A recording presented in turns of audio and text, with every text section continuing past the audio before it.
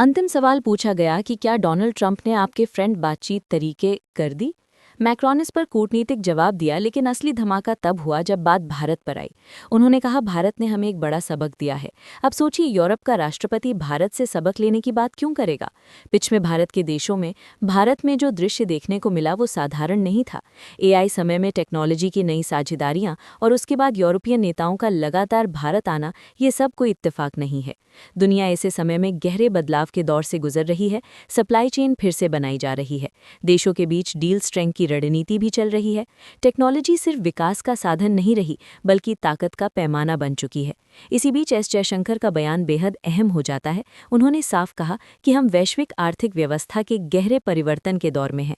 Supply chain दोबारा set हो रही है, टेक्नोलॉजी काम करने के तरीके को बदल रही है, और जो देश स्ट्रेटेजिक को ऑफसेट से जोड़ पाएगा, भारत की साख और भरोसा बनाए रखेगा, वही आगे निकलेगा।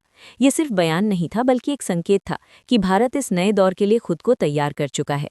यूरोप ने क्या सीखा? उसने सीखा कि सिर्फ भारत से दुनिया नहीं बदलती। संतुलित विदेश नीति, आर्थिक मजबूती और आज बड़ी ब्लॉक के साथ के बाहर से, इसमें यही असली ताकत है। भारत ने रूस से रिश्ते रखे, अमेरिका से भी साझेदारी बढ़ाई और यूरोप के साथ भी रणनीतिक संवाद जारी रखा। ये या तो उधर या इधर वाली राजनीति नहीं है, बल्कि सबके साथ अपने हित में वाली चीज़ है। आज यूरोप समझ रहा है कि चीन पर अत्यधिक निर्भरता जोखिम बन सकती है। अमेरिका की नीतियां बदलती रहती हैं। ऐसे में भारत एक स्थिर, लोकतांत्रिक और तेजी से बढ़ती आर्थिक व्यवस्था के रूप में सामने आ रहा है। युवा आबादी, टेक्नोलॉजी में उभार और वैश्विक मंच पर आधारित व्यवस्था, यही वो सबक है जिसकी बात मैक्रोन कर रहे थे। तो क्या ये सिर्फ एक कूटनीतिक बयान था, या फिर दुनिया की शक्ति संतुलन में वास्तविक बदलाव का संकेत? जो पॉलिटिक्स की इस बदलती छटा में भारत अब मोहरा नहीं बल्कि खिलाड़ी बनता देख रहा है। ये वैसा टाइप था, लेकिन असली गेम तो पर्दे के पीछे खेला जा रहा था। एक तरफ मंच पर अमेरिका से निकलने जा रही बातें हो रही थीं, दुनिया के कोई सेक्शन चल रही थी, और ठीक उसी वक्त भारत और यूरोप में एक नया कदम उठा रहे थे जो आने वाले वर्षों में लाखों करियर की दिशा बदल सकता है। लॉन्च हुआ यूरोपियन लीगल गेटऑक्सिस। ये कोई साधारण आवाज नहीं है, ये दरअसल भारत और यूरोप के बीच एक नया डायरेक्ट कॉरिडोर है, खासकर प्रोफेशनल्स, स्किल्ड वर्कर्स और टेक टैलेंट के लिए। इसी दौरान एस जयशंकर ने भी इस बीच में साफ कहा, दुनिया बहुत तेजी से बदल रही है, ग्लोबल इकोनॉमी रीसेट हो रही है, सप्लाई चेन बदल रही हैं, और हमें भी उसी हिसाब से खुद को ढालना होगा। यानी भारत सिर्फ देख नहीं रहा, तैयारी कर चुका है। अब समझिए असली कहानी। भारत और यूरोपियन यूनियन के बीच जो फ्री ट्रेड एग्रीमेंट आगे बढ़ा, उसी के साथ एक और बड़ी बात जुड़ गई। बड़ी संख्या में भारत के प्रोफेशनल्स यूरोप जाएंगे और वहां की स्किल्स की मांग पूरी करेंगे। सोचिए, ऐसे समय में जब डोनाल्ड ट्रंप अमेरिका में H-1B वीज़ा और माइग्रेशन पर सख्ती की बात कर रहे हैं, जब नियम और प्रतिबंध हो रहे हैं, तब यूरोप और भारत मिलकर एक नया टेक चैक बना रहे हैं।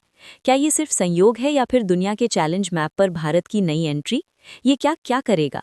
ये भारत के प्रोफेशनल्स और यूरोपियन कंपनियों के बीच सीधा संवाद बनाएगा, कानूनी प्रक्रिया आसान होगी, ट्रांसपेरेंसी बढ़ेगी, स्किल्ड वर्कर्स के लिए रास्ता साफ होगा। भारत के लिए किसी वरदान से कम नहीं है। लेकिन कहानी यही खत्म नहीं होती। आप सोच रहे होंगे कि इसका असर राष्ट्रपति इलेक्शन पर क्यों पड़ेगा। बात चल रही है, ये सब अचानक भारत क्यों आ रहे हैं? ये सिर्फ शिष्टाचार या रणनीति? यूरोपियन यूनियन के साथ डील के बाद खेल बदल चुका है। एक अंतर्राष्ट्रीय आगलन सवाल खड़ा हो गया, क्या भारत धीरे धीरे अमेरिका का टेक बन रहा है? एक ऐसा देश जिसे नज़रअंदाज नहीं किया जा सकता, एक ऐसा देश जिसके पास आखिर गाफे को आना ही पड़े। और इस इंटरव्यू में इमैनुअल मैक्रोन ने एक और बड़ा संकेत दिया, भारत और फ्रांस मिलकर ट्रांसफर जेट बनाएंगे। सोचिए, टेक्नोलॉजी की साझेदारी, डिफेंस को प्रोडक्शन और टैलेंट मूवमेंट, ये तीनों अगर एक साथ जुड़ जाएं तो तस्वीर कितनी बड़ी हो जाती है। चलिए इसे समझते हैं। दुनिया टैक्स लगा रही है और भारत डील कर रहा है। सोचिए, स्क्रीन पर उस खबर देखिए। दुनिया के सबसे बड़े अमेरिकी डायरेक्टर डोनाल्ड डूक पूरी दुनिया को एक साथ टैक्स लगाने में लगे हैं, और दूसरे तरफ भारत लगातार डील डील डील कर रहा है। लेकिन ये कोई साधारण डील नहीं है, ये भारत के रणनीतिक मजबूती की डील है। अब जरा राहुल गांधी की बात। इमैनुअल मैक्रोन ने साफ कहा, राहुल ने भारत को मजबूत किया है, लेकिन भारत में ही कुछ लोग इसको लेकर सवाल खा रहे हैं। अब भारत है, यहाँ हर विचार मिलेगा। कुछ लोग तरक्की देखकर खुश हो रहे हैं, कुछ को वही तरक्की चुभ जाती है। लेकिन बाहर की दुनिया क्या सोचती है, वही इसकी तस्वीर दिखा दी है। एक बड़े अमेरिकी एनालिस्ट ने ट्विटर पर लिखा, जब भारत पर 50% टैक्स लगाया गया, तब भारत ने सोचा कि ठीक है, अमेरिका से लेंगे और उसका रास्ता निकालेंगे। भारत ने ये नहीं कहा कि चलो यूरोप या जापान जो कहें मान लेंगे, भारत चुप रहा। सोचिए, ये तारीफ अंदर से नहीं बाहर से आ रही है। फिनलैंड के प्रधानमंत्री ने कहा कि यूरोपियन यूनियन और भारत के बीच ये 2 अरब लोगों के लिए विशाल संभावना खोल सकता है। 2 अरब लोग, ये कोई छोटी सोच नहीं है, ये एक तीसरी सदी की रणनीतिक सोच है। अब जरा राहुल गांधी की बात। पिछले बार मैक्रॉन से पूछा गया कि आपकी अभी बातचीत दिख रही। मैक्रॉन ने नाम लिखकर कुछ नहीं कहा, लेकिन जवाब में उन्होंने एक गहरी बात कह दी। उन्होंने कहा आज कुछ नेता पीछे की दिशा में जा रहे हैं, जबकि लीडर होने का मतलब है सम्मान, खुद का सम्मान और दूसरों का भी सम्मान। मैक्रॉन ने सीधे तौर पर इसका नाम लिख लिया, लेकिन बेहद शालीनता से डंक से बोला। उन्होंने किसी बड़ाई नहीं उठाई, लेकिन संदेह से साफ कहा। और जब उनसे भारत पर सवाल पूछा गया, तब उनका जवाब और भी मार्मिक था। समझता है कि भारत सिर्फ एक बाजार नहीं, भारत एक रणनीतिक साझेदार है, एक ऐसा देश जो दबाव में टूटता नहीं बल्कि रास्ता निकालता है। आखिर इन 2 देशों के बीच इस खूनी दैनातनी की असली वजह क्या है? इसकी शुरुआत जबरदस्त अशांति, बॉर्डर फ्रीज नाम के विवाद से हुई। से गाजा युद्ध के बाद बागी हालात और प्रदर्शनकारियों को माफ करने को कहा, सख्त किया था, लेकिन फ्रांस ने इस बॉर्डर का हिस्सा नहीं माना। फ्रांस का विटैक्निकी के स्तर में एक बड़ी ताकत में बदलने की प्रक्रिया चल रही है। इसलिए अब अमेरिका और माना पर हमले के बाद 2 देशों पर प्रतिबंध लगाने की धमकी दे रहा है। ये घटना पूरी दुनिया को दिखाती है कि कैसे कूटनीति में व्यापार को एक हथियार की तरह इस्तेमाल किया जा रहा है। अमेरिका के इसी आक्रामक रवैये ने आज भारत और यूरोपियन यूनियन दोनों को यह सोचने पर मजबूर कर दिया है कि वे जरा से जल्द अमेरिका पर टैरिफ पर कार्रवाई करते हुए आर्थिक सेवाओं और सैंपल पर 200 करोड़ शिथिल का भारी भरकम टैक्स लगाने की धमकी दे डाली। ये घटना पूरी दुनिया को दिखाती है कि कैसे कूटनीति में व्यापार को एक हथियार की तरह इस्तेमाल किया जा रहा है। अमेरिका के इसी आक्रामक रवैये ने आज भारत और यूरोपियन यूनियन दोनों को ये सोचने पर मजबूर कर दिया है कि वे जरा से जल्द अमेरिका पर टैरिफ पर कार्रवाई करते हुए आर्थिक सेवाओं और सैंपल पर 200 करोड़ शिथिल का भारी भरकम टैक्स लगाने की धमकी दे डाली। ये घटना पूरी दुनिया को दिखाती है कि कैसे कूटनीति में व्यापार को एक हथियार की तरह इस्तेमाल किया जा रहा है। अमेरिका के इसी आक्रामक रवैये ने आज भारत और यूरोपियन यूनियन दोनों को ये सोचने पर मजबूर कर दिया है कि वे जरा से जल्द अमेरिका पर निर्भरता कम करेंगे। तो सवाल ये है, क्या दुनिया धीरे धीरे मान रही है कि भारत अब सॉल्यूशन नहीं बल्कि शेपिंग पावर बन चुका है? जब बाहर के लोग भारत की तस्वीर कर रहे हों, जब बड़ी नेता भारत को लेकर गंभीर रणनीति बना रहे हों, तो समझिए कि कहानी सिर्फ खबर नहीं है कि इतिहास की दिशा बदल रही है। आपको समझना होगा कि इतिहास आज जो बोल रहा है वो अचानक नहीं बोल रहा, उसकी जड़ें इतिहास में है। 1960 के दशक में फ्रांस के राष्ट्रपति हुए थे चार्ल्स डी गॉल। उस दौर का उन्होंने एक ऐसा फैसला लिया था जिसने पूरी पश्चिमी दुनिया को चौंका दिया। उन्होंने फ्रांस को आर्थिक ढर्रा में कमान से अलग कर दिया। उनका तर्क साफ था, अगर हम अंतर सुरक्षा के लिए दूसरों पर निर्भर रहेंगे तो एक दिन खड़े होने लायक भी नहीं बचेंगे।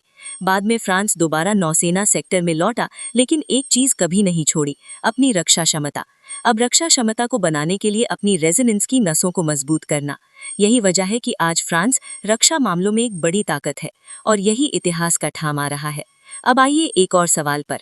इमानुएल मैक्रोन ने अपना ये साफ कहा, हमें भारत से एक बड़ी बात सीखी है और वो है दोस्ती करो लेकिन निर्भर मत बनो। दोस्ती बनना अच्छी बात है, साझेदारी अच्छी बात है, लेकिन अपने फैसले खुद लेने की क्षमता सबसे बड़ी ताकत है। आज भारत यही कर रहा है। भारत अमेरिका से भी बात करता है, यूरोप से भी, रूस से भी, लेकिन किसी का फॉलोअर नहीं बनता। यही बैलेंस राजनीति समझता है, क्योंकि उसके हिताश में भी यही सोच रही है। और आज इसी से देखिए, यूरोप इस वक्त भारत के साथ खड़ा है, अमेरिका को भी भारत के साथ सहयोग करना पड़ रहा है, और चीन के लिए आज से चुनौती यही है, भरोसा। दुनिया में आज भरोसा सबसे बड़ी शक्ति है। अगर लंबे समय तक देशों को लगे कि चीन पर निर्भरता जोखिम है और भारत एक भरोसेमंद विकल्प है, तो समीकरण बदल सकते हैं। इसी दिशा में एक बड़ा बदलाव तब दिखने को मिला, 30 फरवरी को भारत ने आधिकारिक तौर पर बैंक सिलिंगा ज्वाइन कर लिया। भारत ने इलास्टिक टेक्नोलॉजी साइन किए, एसोसिएशन में और पूरी रणनीति का अगुवाई किया, क्वांटनिक बैकअप हेल्पर मौजूद थे। भारत इस समूह का 10वां फुल मेंबर बना। तो सवाल अब सीधा है, आने वाले समय में अमेरिका कौन दिख रहा है? क्या ये रणनीतिक संतुलन भारत को एक तीसरी सदी का अगुनायक खिलाड़ी बनाएगा? आपको क्या लगता है, भारत को इस गेम का सबसे बड़ा फायदा भारत को मिलेगा या नहीं? कम से कम ये जरूरी है कि ये दुनिया बदल रही है और हम उसी मोड़ पर ले रहे हैं जहां इतिहास का बदलता है। जल्द मिलते हैं अगली बड़ी खबर।